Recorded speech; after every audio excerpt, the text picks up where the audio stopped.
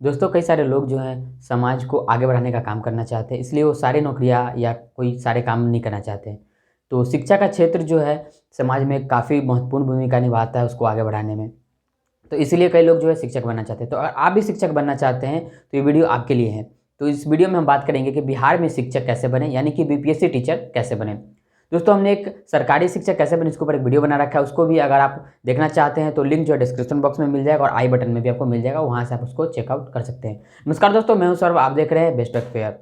तो दोस्तों सबसे पहले हम जान लेते हैं कि इस वीडियो में हम क्या क्या जानेंगे। तो सबसे पहले हम जानेंगे टाइप ऑफ टीचर, फिर जानेंगे सिलेक्शन प्रोसेस, उसके बाद उसकी एलिजिबिलिटी या क्वालिफिकेशन क्या है, उसकी एज लिमिट क्या है, इसमें सैलरी क्या मिलते हैं, इसके एग्जाम पैटर्न क्या है, और अंत में जानेंगे कि FAQ क्या है। जैसे कुछ लोगों के मन में सवाल आता है कि ये क्या डाउट है, तो वो डाउट को क्लियर करने के लिए अंत का सेक्शन होगा जो होगा FAQ, फ्रीक्वेंटली आस्क्ड क्वेश्चंस।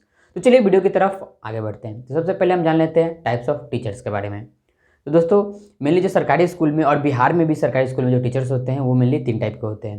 पहला जो प्राइमरी टीचर यानी कि PRT इसको बोला जाता है, वो क्लास 1 to 5 को पढ़ाते हैं। फिर आते हैं TGT जिसको बोलते हैं ट्रेंड ग्रेजुएट टीचर। तो इसमें भी दो दो ब्रॉड क्लासिफिकेशन होता है। इसमें भी एक जो है 6 to 8 मिडिल स्कूल टीचर और एक होता है 9 to 10 जो कि हाई स्कूल टीचर होते हैं। उसके बाद आते हैं PGT यानी कि पोस्ट ग्रेजुएट टीचर। ये जो है क्लास 11 to 12 की क्लास के बच्चों को पढ़ाते हैं, यानी कि हायर सेकेंडरी क्लास के बच्चे को पढ़ाते हैं। तो ये तो हो गया नॉर्मल बात। इसके बाद हम जानते हैं सिलेक्शन प्रोसेस के बारे में। तो दोस्तों अगर सिलेक्शन प्रोसेस के बारे में बिहार में गवर्नमेंट स्कूल के बारे में जब बात करें तो इसमें क्या है कि जैसे बाहर सभी जगह में होता है वैसे यहाँ भी होता है, लेकिन इसमें एक एक्स्ट्रा एग्जाम ऐड हो जाता है जो कि BPSC TRE के नाम से जाना जाता है। BPSC TRE यानी कि बिहार पब्लिक सर्विस कमीशन द्वारा एग्जाम लिया जाता है और इसका एग्जाम का नाम है टीचर्स रिक्रूटमेंट एग्जामिनेशन। तो दोस्तों इसमें एक एक्स्ट्रा हो गया, यानी कि इसको सरल शब्दों में बात करें तो इसमें ऐसे होता है कि सबसे पहले आपको आपका 12th या फिर ग्रेजुएशन करना होगा। उसके बाद आपको एक डिग्री करना होगा टीचिंग के लिए, ट्रेनिंग के लिए। तो इसमें आप DLED BEd ये सब वगैरह कर सकते हैं। ये सब जब आप पास कर जाएंगे इसके बाद आपको सीटेट या एस्टेट करना होगा। एस्टेट जो बिहार का एग्जाम होता है, सीटेट जो सेंट्रल लेवल का होता है, तो आप सीटेट या एस्टेट कर सकते हैं। इसके बाद आपको यहाँ पर एक एक्स्ट्रा BPSC का एग्जाम देना होगा और अदर स्टेट्स में जनरली नहीं है, कहीं कहीं हो सकता है, लेकिन बिहार में एक एक्स्ट्रा BPSC, पहले यहाँ भी BPSC का एग्जाम नहीं होता था लेकिन अब होता है, तो BPSC का एग्जाम देना होगा। इसके बाद आपको मेरिट लिस्ट में नाम आएगा और आपका ज्वाइनिंग जो है गवर्नमेंट टीचर में हो जाएगा। दोस्तों अब बात कर लेते हैं क्वालिफिकेशन और एलिजिबिलिटी के बारे में। तो अगर आप PRT टीचर बनना चाहते हैं यानी कि क्लास 1 to 5 यानी प्राइमरी क्लास को पढ़ाना चाहते हैं तो उसके लिए आपको DLED करना होगा। DLED में के बाद आपको सीटेट पेपर 1 पास करना होगा। उसके बाद BPSC का एग्जाम देकर आप टीचर बन सकते हैं। अगर बात कर ले मिडिल स्कूल टीचर यानी कि क्लास 6 to 8 की, तो उसमें आप 2 टाइप से बन सकते हैं, DLED करके भी और BEd करके भी। तो अगर आप DLED करते हैं तो आपको सीटेट पेपर 2 पास करना होगा। अगर आप BEd करते हैं तो एस्टेट पेपर 1 पास करना होगा। दोनों कोई भी तरीका से उसके बाद आपको BPSC TRE का एग्ज़ाम देना होगा। उसके बाद आप टीचर बन जाएंगे क्लास 6 to 8 में। और बात कर लेते हैं कि TGT के अंतर्गत जो दूसरा है यानी कि हाई स्कूल टीचर 9 to 10 की, उसमें अगर आपको बनना है तो उसमें आपको BEd करना होगा, ग्रेजुएशन के साथ BEd। उसके बाद आपको एस्टेट पेपर 1 क्लियर करना होगा। उसके बाद आप हाई स्कूल के टीचर बन सकते हैं। अगर आप बात कर लेते हैं PGT टीचर्स यानी कि क्लास 11 12 को पढ़ाने वाले सीनियर सेकेंडरी स्कूल के स्टूडेंट्स को, तो उसमें आपको BEd के साथ साथ आपको ग्रेजुएशन नहीं, पोस्ट ग्रेजुएशन भी करना होगा। अगर आप ये कर लेते हैं उसके बाद आपको एस्टेट पेपर 2 का एग्ज़ाम देंगे और एस्टेट पेपर 2 एग्ज़ाम क्लियर करने के बाद फिर वही सिमिलर प्रोसेस BPSC TRE का एग्ज़ाम दीजिए और टीचर बन जाइए बिहार के किसी गवर्नमेंट स्कूल में। तो दोस्तों इसके बाद हम बात कर लेते हैं एज लिमिट के बारे में। तो एज लिमिट की बात करें तो मैक्सिमम एज लिमिट जो है जनरल कैंडिडेट के लिए वो 37 है, जनरल एंड EWS के लिए। और अगर आप OBC या फिर महिला है तो आपको 3 साल की छूट मिलेगी, यानी कि 40 ईयर्स तक। अगर आप SC ST से आते हैं तो आपको 5 ईयर्स की छूट मिलेगी, यानी कि 42 ईयर्स तक आप एग्ज़ाम दे सकते हैं। दोस्तों अब बात कर लेते हैं, पहले तो बात करेंगे एग्जाम पैटर्न की, लेकिन उससे पहले हम सोच रहे हैं कि पहले आपको सैलरी बता दें। तो सैलरी की बात करें तो प्राइमरी टीचर्स यानी क्लास 1 to 5 में इन हैंड सैलरी जो मिलेगी आपको 34,820 रुपीज़। ये बेसिक, थोड़ा सा आप जब पुराना होंगे तो आपको ज़्यादा भी मिल सकते हैं, ये थोड़ा वेरी कर सकता है, लेकिन मिनिमम आपको इतना ही मिलेगा। और ग्रॉस जो है आपको यानी कि टोटल जो आपको मिलेगा वो ग्रॉस 38,500 मिलेगा। तो इसमें आपको कुछ कटौती होती है, जैसे कि NPS के लिए जाता है और 30 रुपीज़ जो है आपको डिडक्शंस होते हैं वो टैक्स के रूप में।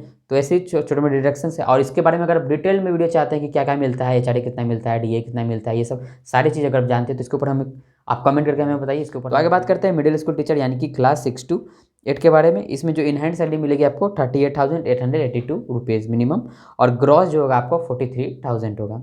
और हाई स्कूल टीचर की बात करें 9 to 10th क्लास के, तो उसमें इन हैंड सैलरी आपको मिलेगी 42,944 रुपीज़, और ग्रॉस जो होगा यानी कि टोटल जो होगा बिना डिडक्शन के होगा 47,500। और सीनियर सेकेंडरी स्कूल टीचर की बात करें यानी कि 11-12th क्लास के बच्चों को पढ़ाने वाले टीचर की, तो इसमें इन हैंड आपको मिलेगा 44,298 रुपीज़, और ग्रॉस जो होगा टोटल सैलरी वो होगा 49,000। तो इसके बाद दोस्तों हम बात करेंगे एग्जाम पैटर्न और सिलेबस की। तो अगर बात करें तो टोटल मार्क्स इसमें होते हैं 150 मार्क्स की, और इसको क्वेश्चंस जो आपको पूछे जाएंगे 150 क्वेश्चंस भी पूछे जाएंगे टोटल। तो इसमें जो आपको एग्ज़ाम का ड्यूरेशन जो है वो भी आपको मिलता है 150 मिनट्स, यानी कि 2.5 घंटे मिलते हैं। तो इस पेपर को हम 3 भाग में बांटते हैं, पार्ट 1, पार्ट 2, पार्ट 3 इसमें बांटते हैं। और निगेटिव मार्किंग की बात करके लोग मन में होता है कि निगेटिव मार्किंग है या नहीं, तो बीपीएससी एग्जाम कंडक्ट करती है, लेकिन इसमें निगेटिव मार्किंग नहीं होता है। और इसका पेपर जो है आपको ऑफलाइन मोड में होता है, यानी कि पेन पेपर मोड होगा, OMR शीट आपको फिल करने होंगे। तो उसके बाद बात करें कि इसमें पार्ट तो 3 आपको बता दिया। लैंग्वेज पार्ट 1 जो होता है लैंग्वेज सेक्शन होता है, इसमें आपको क्वालिफाइंग नेचर होता है, इसमें 30% आपको बस पास करना है, इससे मेरिट नहीं बनता है। और उसके बाद जो आपको पार्ट 2 है, पार्ट 3 है। पार्ट 2 आपका GS होता है, और पार्ट 3 जो आपका कंसर्न सब्जेक्ट्स होता है। तो बात कर ले, पार्ट 1 जो है 30 मार्क्स का होता है, पार्ट 2 जो है 40 मार्क्स का होता है, और पार्ट 3 जो है 80 मार्क्स का।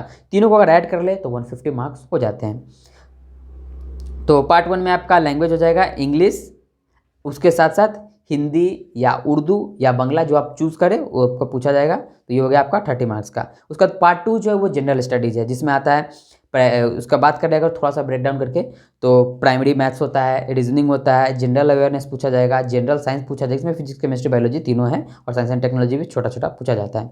और एक बात आप जान लीजिए, बीपीएससी का एग्जाम है तो इसमें जो है साइंस का वेटेज थोड़ा रहता है ज़्यादा, बाकी सारे एग्जाम में उतना नहीं होता, बाकी स्टेट के कुछ किस में होता होगा, लेकिन बीपीएससी में इस पर थोड़ा ज़्यादा फोकस किया जाता है। इसमें साइंस आपका थोड़ा सा अच्छा होना चाहिए। और उसके बाद इसमें वो भी हो गया, EVS हो गया, इन्वायरमेंटल से स्टडीज़, जो हिस्ट्री ज्योग्राफी ये सब भी है, इंडियन नेशनल मूवमेंट भी पूछा जाता है।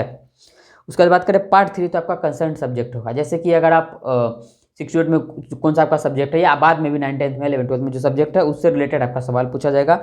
और ये पार्ट 3 में जैसे कि मान लीजिए आपको मैथ, साइंस, हिंदी जो भी आपका है, कोई भी सब्जेक्ट हो, कंप्यूटर साइंस हो, जो भी हो आपका, अकाउंटेंसी कुछ भी हो, तो उसका जो है आपका 80 मार्क्स का एग्जाम होगा। तो ये हो गया आपका ब्रेकडाउन जो हो गया, तो 150 मार्क्स का हो गया। और एक और बात बता दूं, तो बाकी में जो ये हो गया PRT में तो आपका कोई सब्जेक्ट निर्धारित नहीं होता, आपको सारे सब्जेक्ट्स का आना चाहिए, सारे सब्जेक्ट आप पढ़ाएंगे। तो इसमें जो पार्ट 2 और पार्ट 3 जो हमने बात किया कि मतलब GS, और इसमें GS के बाद जो हमने कंसर्न सब्जेक्ट बात किया, तो ये दोनों को मिला के एक पार्ट 2 ही सिर्फ होता है उसमें। और इसका जो मार्क्स होगा वो होगा 40 + 80 = 120 मार्क्स का, यानी कि 120 मार्क्स के क्वेश्चन पूछे जाएंगे 120। तो इसमें आपको 2 ही पार्ट मिलेंगे, पार्ट 2 पार्ट 3 एक साथ कंबाइंड होकर पार्ट 2। तो दोस्तों अब बात कर लेते हैं हम FAQ यानी कि फ्रीक्वेंटली आस्क्ड क्वेश्चंस के बारे में। दोस्तों हमारे से कई लोग इस सवाल पूछते हैं क्या क्या है, क्या क्या है। हमने पहले भी जो सरकारी स्कूल का जो बनाया था वीडियो एग्जाम के ऊपर कि कैसे ले सकते हैं, इसके ऊपर भी BPSC टीचर्स के बारे में भी सवाल था, तो उस सबको हमने ऐड किया। और कई सारे कमेंट्स जो आते रहते हैं उस सबको देख के, तो उसमें कुछ इंपॉर्टेंट सवाल जो बहुत लोग पूछते हैं उसको हम जवाब दे रहे हैं। अगर आप भी चाहते हैं कि कोई और का सवाल हो तो आप हमें कमेंट करके जरूर पूछें। तो दोस्तों एक जो इसमें सवाल है कि मैं एक से ज़्यादा पोस्ट पर अप्लाई कर सकता हूँ क्या? जी हाँ दोस्तों, आप बिल्कुल कर सकते हैं। जैसे कि अगर आपने DLED किया है और आप सीटेट पेपर 1 भी पास है और सीटेट पेपर 2 भी आप पास है, तो आप BPSC टीचर दोनों में बैठ सकते हैं, यानी कि प्राइमरी 1 to 5 के लिए और मिडिल स्कूल 6 to 8 के लिए बैठ सकते हैं। अगर आपने B.Ed किया है तो और आपने पेपर 1 क्लियर किया तो आप 6 to 8 में भी बैठ सकते हैं मिडिल स्कूल, और हाई स्कूल में भी बैठ सकते हैं। अगर आप उसके साथ साथ पोस्ट ग्रेजुएशन भी आपने कंप्लीट कर लिया है तो आप 11, 12 के टीचर के लिए बैठ सकते हैं। अगर आप B.Ed DLED कर चुके हैं तो आप जितने के लिए एलिजिबल हो तो आप उस सब में भी बैठ सकते हैं। और आपको जो जॉब मिलेगा मेरिट लिस्ट बन के, तो उसके हिसाब से आप किस में सिलेक्शन होता है आप उसका आप चूज़ कर सकते हैं। अगर सब में हो जाता है या किसी 2 में भी होता है तो आप चूज़ कर ले कि आपको किस में जाना है।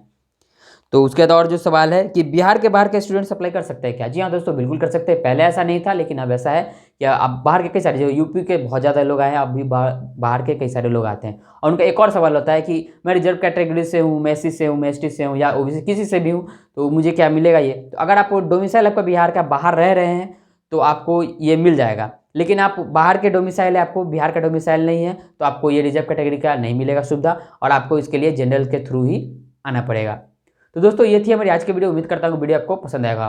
वीडियो पसंद आए तो वीडियो को लाइक करना न भूलें। अगर आप इसमें कुछ ऐड करना चाहते हैं तो वो भी कमेंट करके बताएं। कोई सवाल है आपका तो वो भी कमेंट करके बताएं, तो हम उसके ऊपर वीडियो बनाने की या फिर आपको जवाब देने की हम जरूर कोशिश करेंगे। वीडियो देखने के लिए बहुत बहुत धन्यवाद।